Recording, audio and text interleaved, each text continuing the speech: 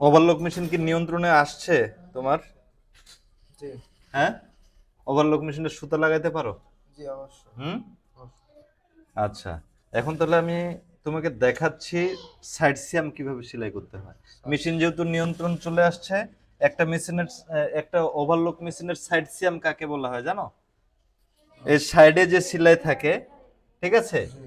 সাইডে যে সেলাই থাকে, দুইটা পার্ট, ব্যাক পার্ট এবং ফ্রন্ট পার্ট এক জায়গায় জয়েন হওয়ার যে সেলাই হয়, হুম। এটা হচ্ছে সাইড সিয়াম। সাশ্যাম। ঠিক আছে, এই যে সাইড সিয়াম এখানে দিলাম। হ্যাঁ, এই যে অল্প সময়ের মধ্যে সেলাই করতে হলে বেশিক্ষণ সময় দেওয়া যাবে না। এই যে, ঠিক আছে, এই যে এইভাবে সেলাই করতে হবে, বুঝাইতে পারছি? জি। এই যে এটা হইলো সাইড সিয়াম। সাশ্যাম। হ্যাঁ, এইভাবে সেলাই করে দেখাবো আমাকে। হ্যাঁ, জি। আচ্ছা, থ্যাংক ইউ।